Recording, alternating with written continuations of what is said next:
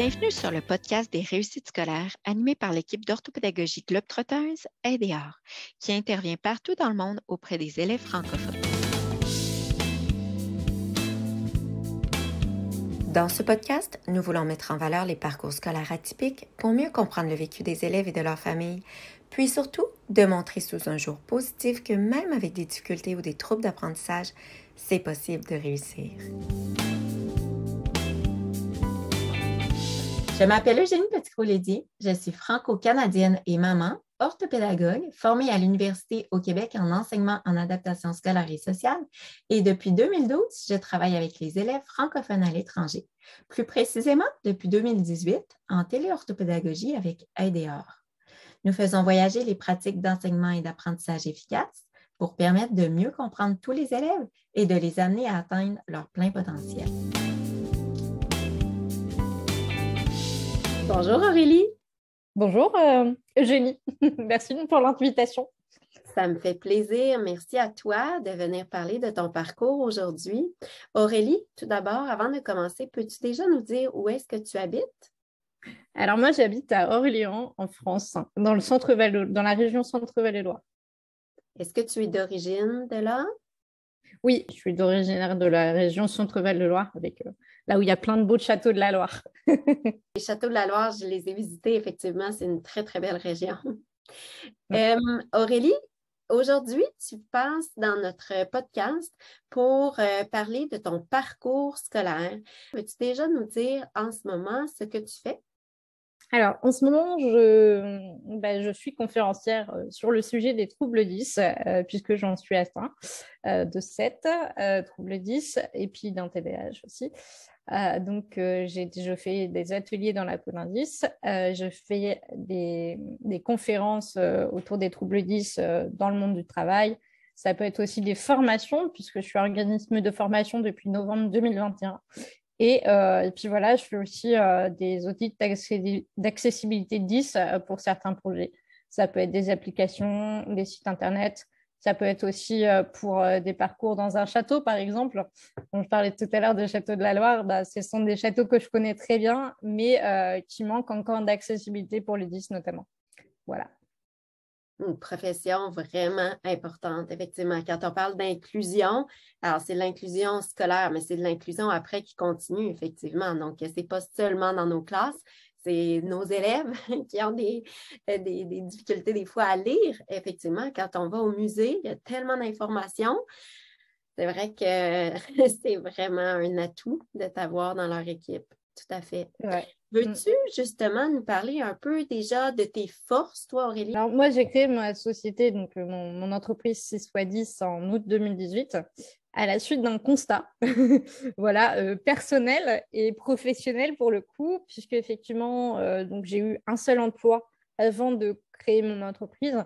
Et en fait, ce qui s'est passé, c'est qu'à chaque fois, on me disait « Désolée, madame, vous avez les compétences, mais vous êtes trop lente. » Ou alors « Ah, désolée, on ne vous prend pas parce qu'on ne connaît pas les 10. » Et donc, du coup, je me suis dit « Mais il y a ce côté-là, effectivement, à développer parce qu'effectivement, le point commun entre ces entreprises, c'était qu'elles ne connaissaient pas les 10 et qu'elles trouvaient ça…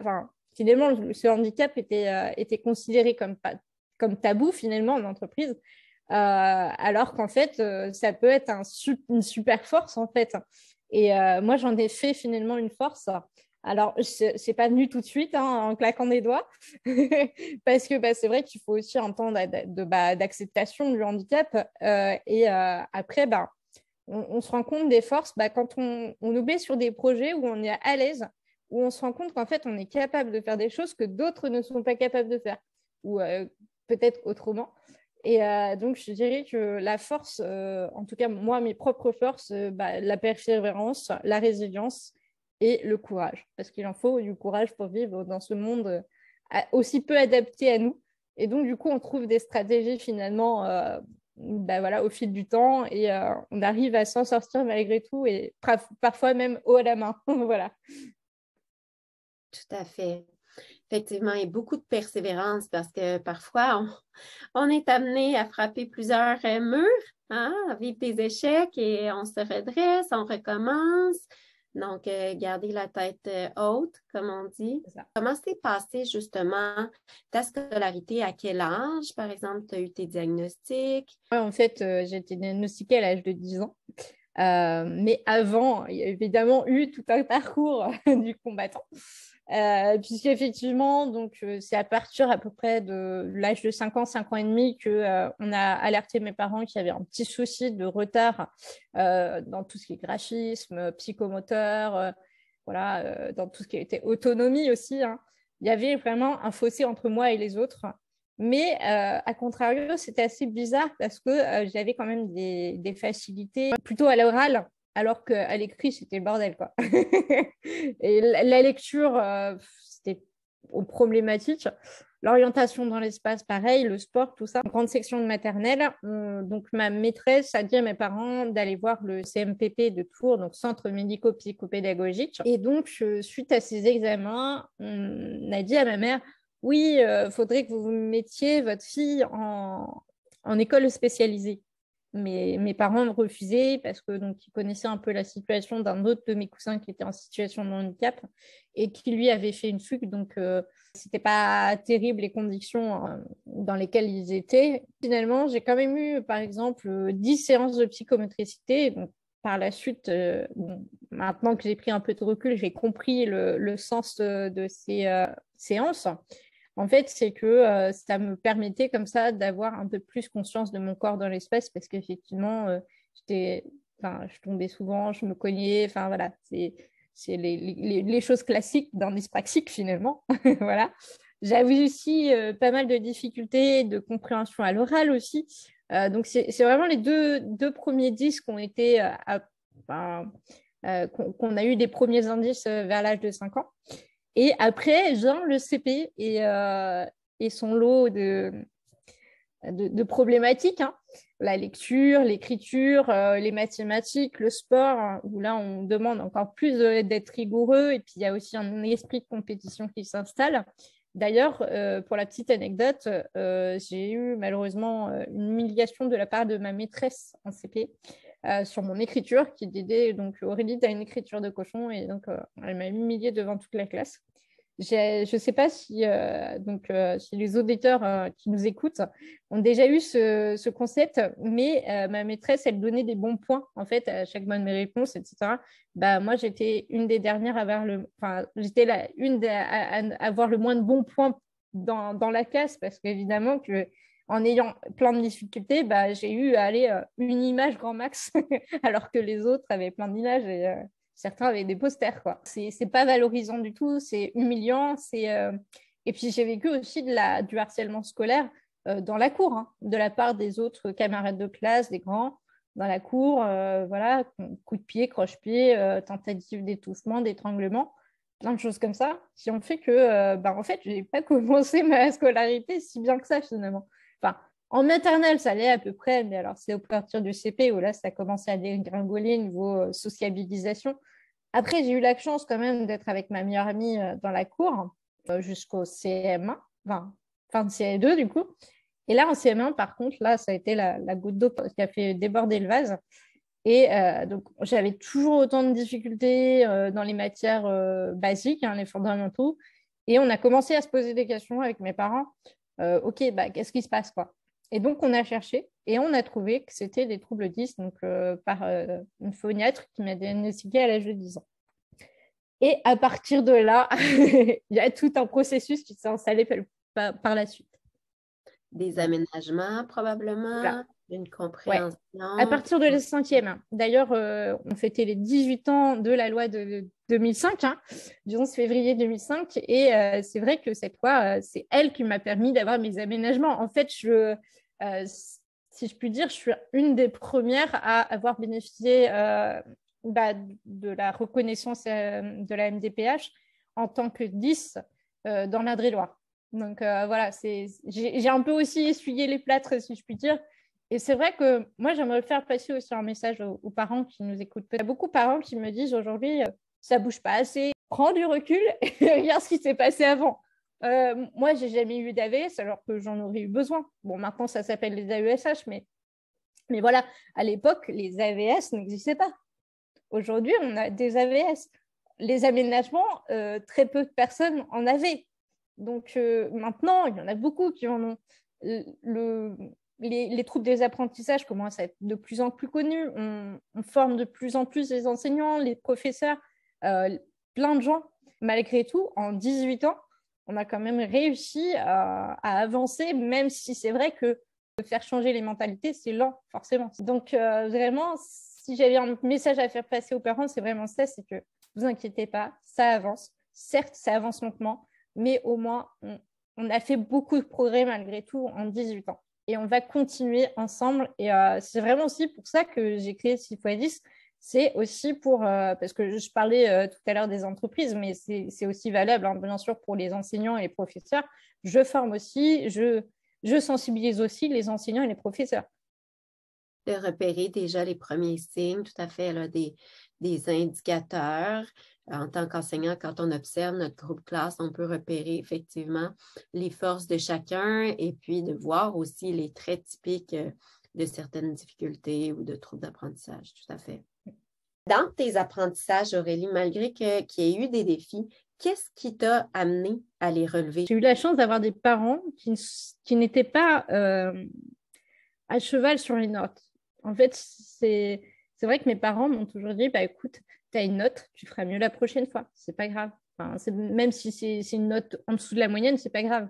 Le principal, c'est de progresser et finalement de donner la meilleure version de soi-même, de ne pas se comparer aux autres. Et ça, c'est vrai que je pense que c'est ce qui m'a aidé aussi à me dépasser moi-même. Je suis quelqu'un qui est quand même, on va le dire, hein, assez bourreau du travail, même encore aujourd'hui. Je pense que si j'étais pas bourreau du travail, je me serais peut-être pas mise entrepreneur. Voilà. Puis étant TDAH, donc trouble déficitaire de l'attention avec hyperactivité, bah oui, avec, sinon c'est pas marrant.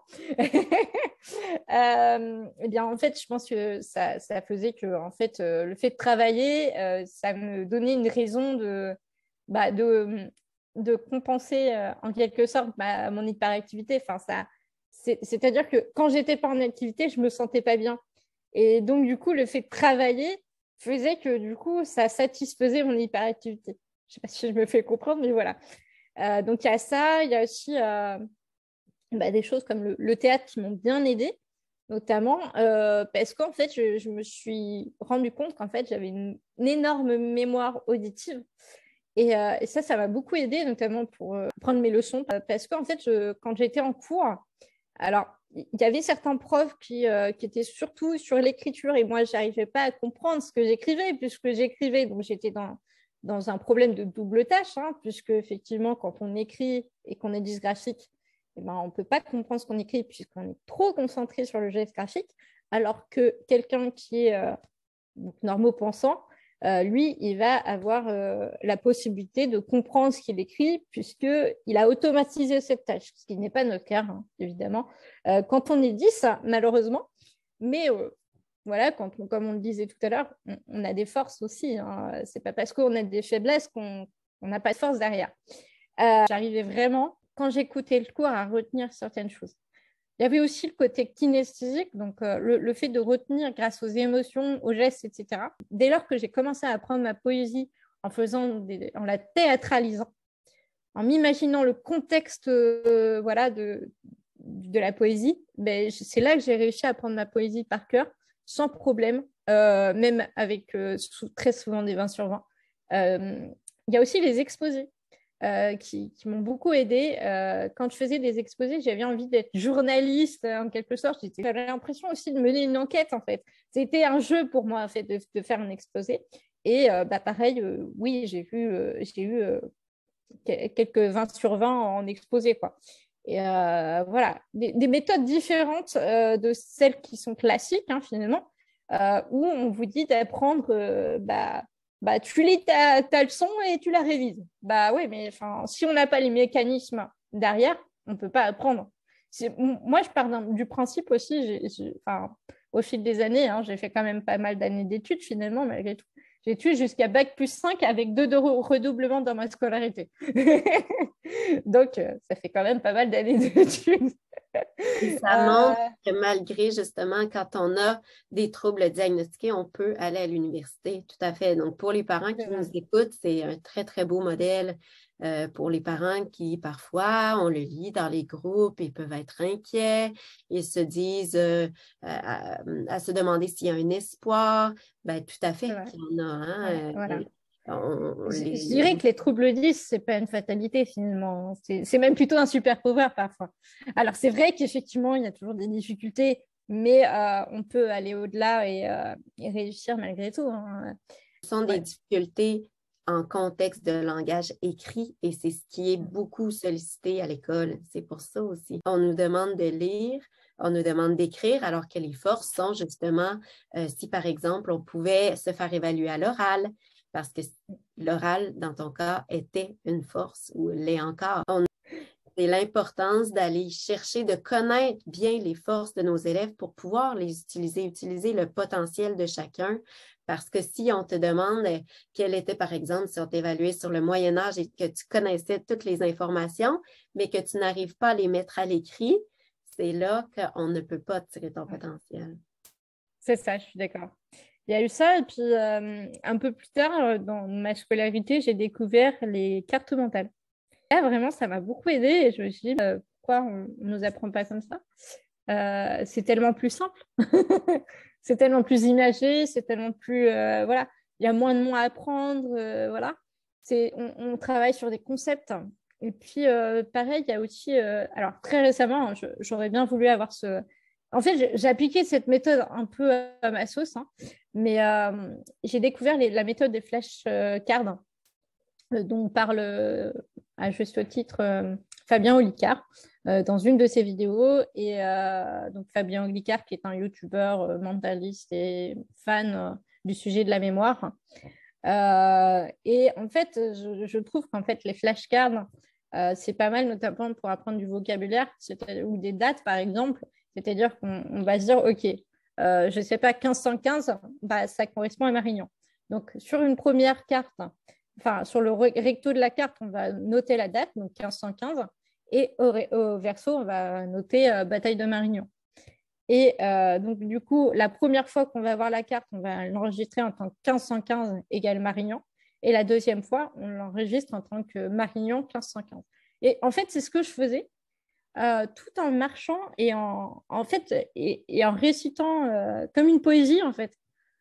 Voilà, donc en fait, j'ai associé le geste, la parole, les images aussi dans ma tête, parce que ça aussi, c'est une grande force des 10 en général, c'est la pensée en image, et notamment la pensée en image plutôt le plus 3D possible. Enfin, vraiment, on a du mal parfois même à se dire, bah, tiens, on est dans l'imaginaire, quoi, parce que ça nous paraît tellement réel que, voilà. Moi, c'est quelque chose que j'utilise encore aujourd'hui, hein, la pensée en image, la projection en image, notamment bah, quand je sais que je vais avoir une conférence et que je vais faire un nouveau truc sur scène, eh bien, je me projette, je m'imagine sur scène et j'imagine qu'est-ce que je ferai. Et je trouve que c'est très prometteur. Enfin, personnellement, c'est quelque chose qui me va. Voilà. Beaucoup de créativité. Aussi, ouais. Oui, les flashcards fonctionnent très bien. Des fois, des dessins, donc de faire des dessins au travers d'un mot, au travers de chiffres. Effectivement, parfois, c'est plus facile à retenir les mélodies, le rythme, de quitter tout ce qui est du domaine de l'écrit et d'aller effectivement dans toute cette force-là qui relève des arts et de le bouger. Moi, j'ai des élèves, effectivement, lorsqu'on fait de la lecture, donc on va aller lire une phrase en groupe de mots, en fait, et comme ça, on s'arrête à chaque virgule. Je pense que si je devais donner un conseil à la Aurélie quand elle était en CP, c'est apprendre peut-être les phrases avec des briques Lego, tu vois. Alors, c'est Chloé. Chloé, si elle nous écoute, Schmidt-Donner, qui serait très, très fière de toi. qui donne des ateliers de légothérapie, beaucoup d'avantages. Alors, les Legos, alors, nous, on les utilise pour faire, par exemple, des assemblages dans un contexte de conjugaison, donc les terminaisons, mais ça s'utilise pour autant travailler des scénarios, donc tout ce qui est d'aspect de création d'histoire, pour compter, c'est vraiment à l'infini. C'est une très, très bonne idée. Merci beaucoup de nous l'amener, Aurélie. Merci énormément pour ton partage. Donc, tu nous as parlé de ton parcours, tu nous as parlé de ce qui t'a amené maintenant à faire ta profession de conférencière sur les troubles 10 pour sensibiliser, pour former. Et tu nous as aussi parlé de stratégies pour les parents ou des enseignants qui nous écoutent et qui voudraient peut-être aussi apporter de nouveaux moyens pour leurs élèves pour les mettre dans des conditions de réussite. Merci énormément de ton partage, Aurélie. Est-ce que tu as quelque chose d'autre que tu voudrais apporter? Alors oui, voilà, c'est surtout de croire en vos rêves, de vous dire que malgré le handicap, on peut réussir des choses, alors certes différemment.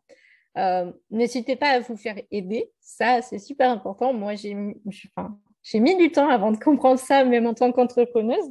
Donc, personne n'est parfait. Mais se faire aider, ça peut aider à avancer un peu plus vite. Et puis aussi, voilà, c'est surtout de se dire que c'est pas parce que on est en situation de handicap qu'on peut rien faire. Il y a aujourd'hui notamment des logiciels qui permettent, voilà, si vraiment on est embêté par la lecture. Moi, par exemple, actuellement, j'écoute un livre audio. Je me suis mise au livre audio il y a très peu de temps. Pour information, j'ai bientôt 32 ans et c'est seulement maintenant que je me mets au livre audio. Et je me dis, mais pourquoi j'ai pas fait ça avant, quoi. Et vraiment, voilà, utilisez ce qui est à votre disposition. N'hésitez pas à vous mettre en contact avec d'autres personnes qui vivent la même situation que vous, qui vous sont sorties. J'aimerais juste faire une petite pub aussi pour un livre que je suis en train d'écrire justement, une autobiographie avec trucs et astuces pour vivre avec les 10 et le TDAH. Merci Aurélie. Et puis, dans les outils technologiques dont tu parlais, effectivement, donc il y a des livres audio qui aident énormément et maintenant, il y a de plus en plus de logiciels, alors que ce soit effectivement Lexibar, Antidote pour aider en écriture. Et la lecture à voix haute de Edge, la lecture à voix haute aussi sur l'outil Microsoft, donc Word. Que j'utilise beaucoup d'ailleurs pour me relire mon livre. Il y a aussi Mobidis qui ont sorti là, les bibliothèques Sundo et Sondido qui ont vraiment une très, très belle bibliothèque de livres numériques. Donc, effectivement, que ça se développe beaucoup et puis il faut rester à l'affût de cette actualité-là. Tout à fait. Merci beaucoup, Aurélie. Avec grand plaisir, Eugénie. Merci à toi. C'était Eugénie d'ADR, l'orthopédagogie Globetrotters, toujours prête à vous aider à fleurir et à grandir par notre profession, partout où que vous soyez.